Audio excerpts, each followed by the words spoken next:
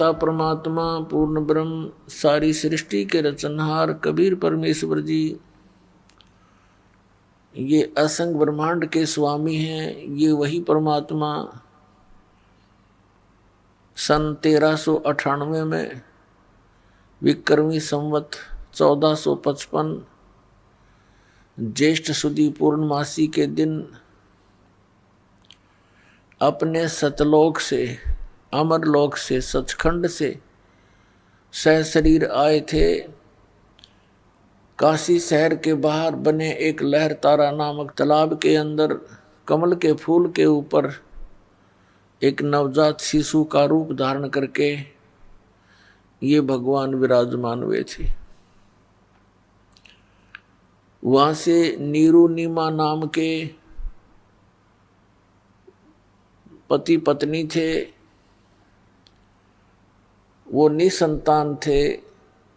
परमात्मा को God gift जान के अपने साथ उठा ले गए। जुलाहे के घर परमात्मा बड़े हुए। लीला में शरीर से जब 5 वर्ष के हो गए, बड़े बड़े विद्वानों के छक्के छुड़ान लग गए,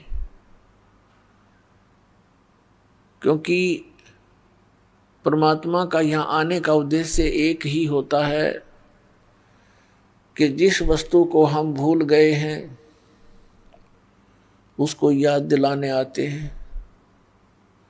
जिस साधना से हम विचलित हो चुके होते हैं वो यथार्थ साधना हमें बताने के लिए आते हैं। और उसी परमात्मा की महिमा ये चारों वेद कहते हैं, सुनाते हैं। इनमें वर्णित जो विवरण है वो कबीर परमेश्वर की महिमा का वर्णन है। जैसा कि आप जी को कल रात्रि के सत्संग में सुनाया और दिखाए थे पवित्र वेद कि ये परमात्मा क्या लीला करता है, वो वेदों में लिखा हुआ है कि वो परमेश्वर ऊपर तीसरे मुक्ति धाम में रहता है, सतलोक में, सचखंड में, और उससे ऊपर के लोकों में ये स्वयं विराजमान है। वहाँ से गति करके प्रस्थान करके आता है, सहशरीर आता है, यहाँ अच्छी आत्माओं को मिलता है, उनको फिर ज्ञान देता है, उपदेश देता है, तत्व ज्ञान समझाता है। वो अच्छी आत्माएं, वो दृढ़ भक्त होते हैं, वो परमात्मा के एक एक आज्ञा का पालन करते हैं, अपना भी जीवन सफल करते हैं, और हमारे जैसे भोली आत्माओं के लिए भी वो एक एफिडेविट बनाकर चले जाते हैं अपनी अमृत वाणी का, जिसके आधार से आज हमें भगवान को पहचानना बहुत आसान हो गया। पुण्यात्माओं, परमात्मा कितने दयालु हैं। आप बालक हो, बालक का स्वभाव होता है, माता पिता कितना प्यार देते हैं, सीने से लगाए फिरते हैं, और बच्चे को कोई जरा सा भी छोटा सा खिलौना लेकर ऐसे ऐसे कर दे, माता पिता को त्याग कर उसकी तरफ दौड़ लेते हैं। और वो जो उसको थोड़ी सी देर के लिए ललचा रहा है, वो उसको आजीवन वो सुख नहीं दे सकता जो माता पिता दे सकते हैं। इसी प्रकार हम अपने परमात्मा को त्याग कर, अपने भगवान को भूलकर इस काल के साथ हम लग गए। तब तो ये हमें अच्छा लगता था, क्योंकि दूर के ढोल सुहावने होते हैं। जब हम इसके संपर्क में आए तो इसने वो जलालत की आज आपके समक्ष है। किसी को गधा बना दिया, किसी को कुत्ता बना दिया, कोई सूर बना दिया, किसी का बेटा मर गया, किसी की बेटी मर गई, और किसी की स्वयं को किसी को कष्ट कोड या मानसिक परेशानी सदा बनी रहती है। अब भी यही स्थिति है, क्योंकि परमात्मा जब आए 600 वर्ष पूर्व हमें याद दिलाने आए, क्योंकि इस काल भगवान ने हमारे को बेसुध कर रखा है। हमारी वो बुद्धि छीन ली, समाप्त कर दी, दबा दी इसने कि परमात्मा कोई और है। वो ज्ञान नाश कर दिया जिसमें पूर्ण परमात्मा की विशेष जानकारी थी, जिसको सूक्ष्म वेद बोलते। और जिस कारण से हम यही भटकते रहते हैं, वो परमात्मा दयालु हमें फिर से याद दिलाने के लिए आते हैं। पुण्यात्माओं, इतना अज्ञान ग्रहण कर लिया हमने, जहाँ भी हम जाते हैं एक जैसी दंत कथा सुनाने वाले ये संत मंडलेश्वर मिलते हैं, ये महंत मिलते हैं जिनको कख का पता नहीं, अध्यात्म मार्ग का। और हम इनको परम संत मान के, महाविद्वान मान करके हम इनकी प्रत्येक बात को बगैर किसी ऑब्जेक्शन के हमने स्वीकार किया। अब पुण्यात्माओं, अब तक तो हम अक्षर ज्ञानहीन थे, हमारे पूर्वज शिक्षित नहीं थे, और जिस कारण से हम यही भटक रहे हैं। परमात्मा ने ये शिक्षा इसलिए प्रदान की है कि आप भगवान को पहचान सकें और सदग्रंथों में जो लिखी परमात्मा की महिमा है उसको जानकर दृढ़ निश्चय कर सके कि सचमुच हम जो कर रहे हैं ये सही है। और भगवान कबीर है, परमेश्वर कबीर जी ही अल्लाह हैं, गॉड हैं, रब हैं। वास्तव में यही परमात्मा है, सर्व सृष्टि रचनहार, और यही मोक्ष देते हैं। यही हमारे पाप कर्मों का नाश करके इस जीवन में भी हमें सुख प्रदान कर सकते हैं। अन्य कोई परमात्मा, कोई इष्ट, कोई देव हमारे जीवन में आने वाले संकटों का वो निवारण नहीं कर सकते। जब तक हम सत्संग में नहीं आते, हम गोबर के भूंड हैं। आपने देखा होगा, काले काले भूंड होते हैं, मोटे मोटे, इसे मोटे मोटे। खेतों में पशु गोबर कर देते थे,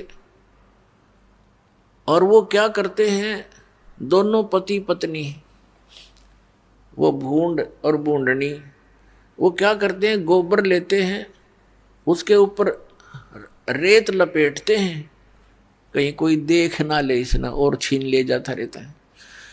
और फिर उनको धका धका कर उसने अपने बिल में ठोक लेते हैं, सुरक्षित संग्रह करते हैं, कदे कहीं फिर मिल रहा है कोई ना, यो गोबर है। और जब उसको लेकर चलते हैं, उस गोली के ऊपर के कदे ऊपर पड़े, कदे तले पड़े, और उसको ढोते ढोते मनमाने किसी पशु के पैर के नीचे आकर उनका दोनों का कचूमर निकल जाता है। सारा जीवन खो दिया गोबर इकट्ठा करने में, 1 मिनट में मर गया, गोबर खा भी ना सके वे।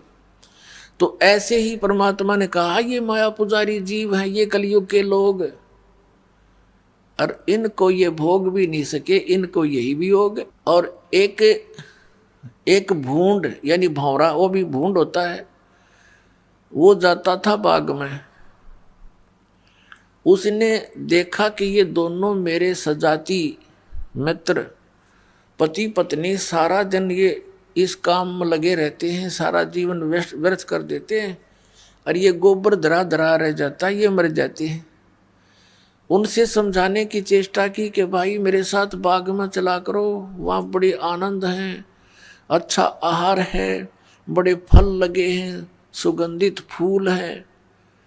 अब वो क्या कहते दोनों कि भाई तू हमारा टाइम वेस्ट मत करा करे, हमने काम बहुत से, तू है ठाली आदमी, बेला आदमी, तेने काम कोई है नहीं, बाग में धक्के खान जाओ, ना सो जा महाराज, जब बाग में जाएंगे तो ये गोबर कौन ढोएगा, कौन इकट्ठा करेगा।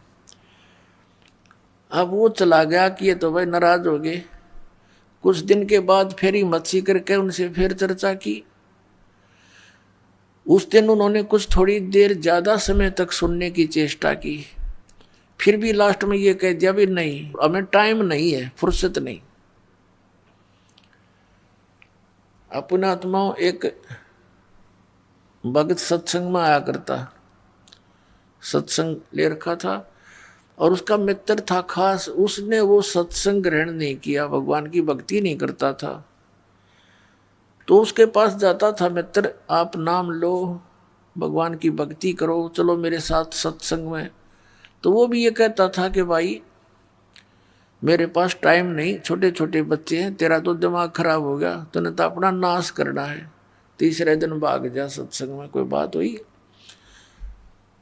फिर वो मित्र फिर कुछ देर बाद जाता, क्योंकि उसको पता था कि वो गोबर ढो रहा है उन बूंदों की तरह। और वो कहता भाई फुर्सत नहीं, और बात बता तू, इसने छोड़ टॉपिक ने। एक दिन उसकी मृत्यु होगी, छोटे छोटे बच्चे थे, कटकी टिकट ये कौन सा पटा लिखवा रखे, मराए को नहीं 100 साल तक। अब सभी उठाकर ले जा रहे हैं, कोई लकड़ी ले जा रहा है, कोई पीछे पीछे जा रहा है, बोल रहे हैं राम नाम सत्य है, सत्य बोलो गत है।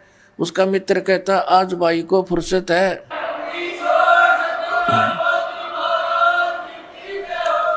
वो कहते हैं राम नाम सत्य है, सत्य बोले गत है। और वो कहता है आज इसको फुर्सत है। अब दूसरे कहते हैं अरे ठीक बोल लिया आज तो तू, इनका चोट लग रही है।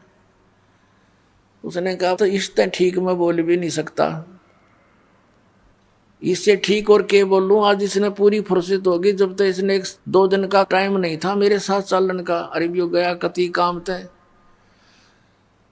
तो पुण्यात्माओं इन बातों को गहराई से सोचना पड़ेगा आपने। ये कोई डूम बाट के गीत नहीं है, महापुरुषों के दिए हुए एग्जाम्पल है, महापुरुषों के बताए हुआ ज्ञान है। हम बालक हैं और उन महापुरुषों की बातों पर हमने कदम से कदम मिला कर आगे चलना पड़ेगा, जब हम सफल हो सकते हैं।